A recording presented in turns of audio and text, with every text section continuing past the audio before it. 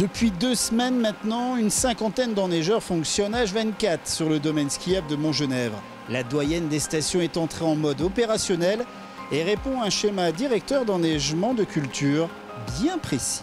Alors nous avons un schéma directeur à Montgenèvre pour enneiger les pistes en 3 phases. Une phase prioritaire, une deuxième phase qui sera certainement dans une semaine, nous la commencerons, et une troisième phase qui, elle, l'objectif c'est d'être prêt pour Noël, pour les vacances. Nous améliorons de jour en jour, puisque tous les jours nous pouvons produire. La météo est encore maussade, ils nous annoncent aussi des chutes de neige pas énormes, donc c'est favorable pour une ouverture imminente. Mais il est vrai qu'à l'époque du ZAP et de l'Internet, on voudrait que ça soit fait en le temps de 3 clics, pouvoir skier, mais non, c'est pas ça.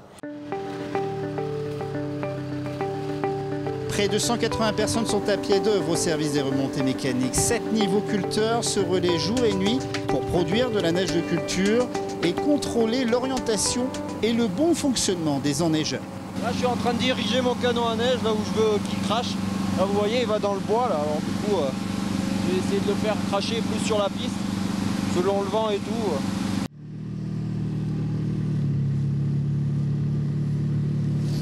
Qu'est-ce que tu fais là, Nathan ? Là, je regarde la qualité de la neige.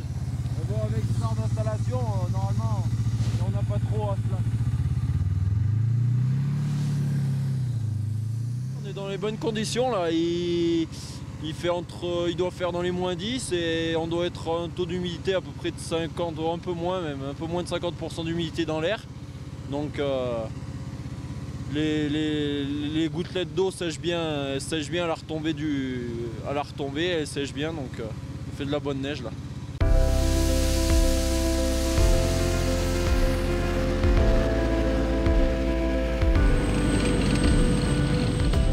Dès ce lundi, les dameurs sont entrés en action. Premier secteur de travail, le Rocher de l'Aigle, à 2580 mètres d'altitude.